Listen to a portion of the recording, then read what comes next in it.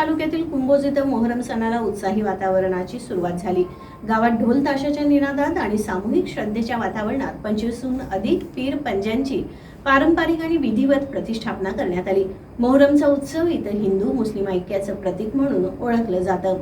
गावातील सर्व समाज बांधव एकत्र येऊन या उत्सवात सहभागी झाले आहेत। हातकणंगले तालुक्यातील कुंभोज इथं मोहरम सणाला उत्साही वातावरणात सुरुवात झाली। गावात ढोलताशाच्या निनादात आणि सामूहिक श्रद्धेच्या वातावरणात 25हून अधिक पीरपंजांची पारंपरिक आणि विधिवत प्रतिष्ठापना करण्यात आली।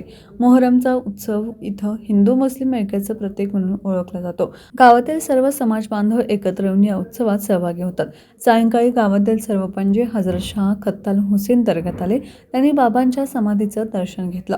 दर्गा प्रांगणातील कार्यक्रमात पंजतन शाह खत्ताल शाही मशीद सकलातसो नूर हुसेन आणि बाबू जमाल करबल मंडळांनी करबल खेळाचं सादरीकरण केलं। करबल मेलच्या उस्तादांनी हजरत इमाम हुसेन आणि त्यांच्या अनुयायांच्या शौर्याची आठवण करून देणाऱ्या पारंपरिक रिवायती सादर केल्या।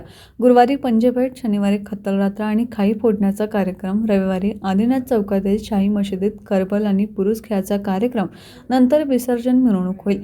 विसर्जन मिरवणुकीचा अंतिम टप्पा बाबासाहेब आंबेडकर चौकात होणार असून सायंकाळी हजरत शाह खत्ताल हुसेन दर्गा प्रांगणात पंजांचे विधीपूर्वक विसर्जन होईल।